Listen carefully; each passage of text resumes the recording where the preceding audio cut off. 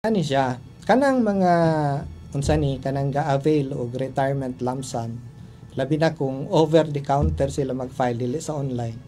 I-advise yun na mo na una kung ingani siya ang mahitabo kung kuhaon nimo ang imong benepisyo. So istoryahan na mo siya, or kung gusto nimo pwede nimo ni siya ipadayon kay kini na lang ang kulang gamay. Amo gyud sila i-announce kay mas dako gyud ang pension kaysa imo tong withdrawon ang imuhang gihulog. Whichever is more advantageous sa member, maong gid mo gina-advise. Balitan-awon sa gyud ninyo ang iyang record. Mas advantage. Kay doon na tay mga membro sa una itong mga 1970s yes. lugar. Kagpay pa kaya itong hulog ato. So, ang contribution nila nga nahulog sa SSS, uban, maabot lang og 1,000 ka pin. Yes. So, i-process nimo na, plitihan nimo adto sa opisina. Buti na lang kay natay online karon, so medyo kuan. So, namagi uban mo adto sa office. Mahurot na lang sa sige nimo. Pila ra gamay rin siya kaayo. So among advice ana kung pananglit gamay gid siya. Among ingnon nga ayaw na lang ayaw na lang hilabti kan mas mapuslan siya sa imong mga beneficiary.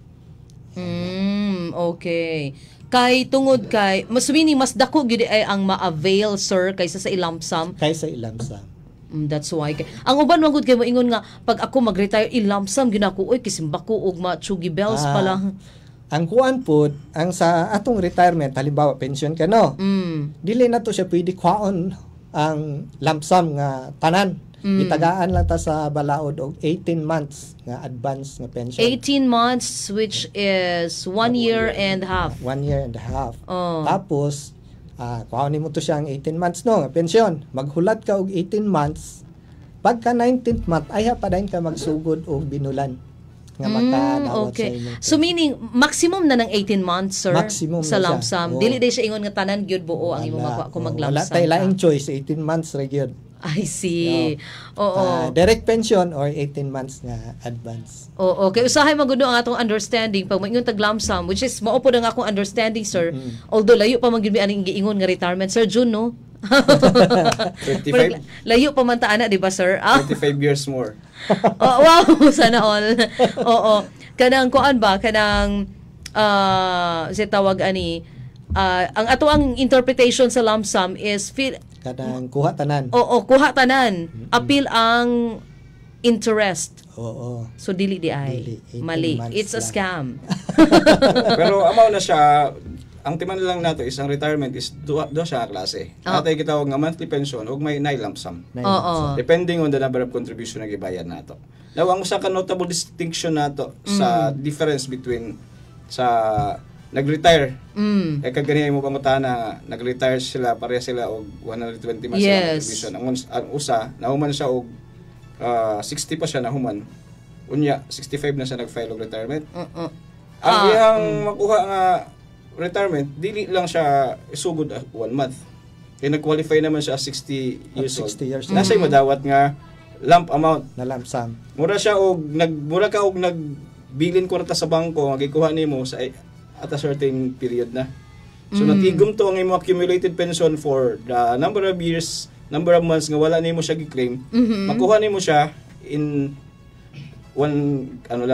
sa isa ka paghatag. Kanang mo'y dapat na ito mahibaw meaning sir, pero nana na interest sir? Dili pud siya mo earn og interest tungod kay wala lang siya nimo siya gikuha. Ang mo earn og interest kadtong wala nakahuman og 120 ka bulan. I see. So at least na kay maragitigom kay kana amoy wala na hibawaan gyud sir. Kasagara kana murabag nawala na lang sila, wala na ipakialam kay wala man sila kabalo what to do. So muna nga panawagan nato no kung naamoy SSS inyong amahan, inyong tatay, lolo, ug uban pa lola, mama din ha unya nay SSS. Hala oy paminaw ra gud mo ani atong program. Hala alas 3 hangtod alas 4 sa hapon. Matag adlaw nga Huwebes. Unya inyo nang i-comment dinhi sa ato ang namatay live sa Facebook. Kung wala mo'y Facebook, namoy anak din nga kauban, halatan awan ninyong DXME FM 88.9 MHZ. I-comment na ninyo dito sa video para ato nang matubag ang inyong mga pangutana. Kay sayang kaayo ang inyong contribution sa SSS atong higayon nga nanarbaho mo. Unya thank you lang. Oo. Diba? At least atong ma-avail. maka-avail ta in case magaling nga na-meet na to minimum nga requirements. Like what I have mentioned last time, ang SSS dili na siya malimot sa nagbayad. So kung wala nimo siya na-avail sa period nga dapat nimo siya ma-avail, and then at a later period pa nimo siya gikuha, those periods nga dapat ihatag sa imo, ihatag gid ni SSS tanan. Kaya ang problema man good Sir June, kana bang na-expire na lang ang katong naghatag, nag-contribute, nga wala na dayon. Kaya wala na may mo atiman, wala na may mo follow up.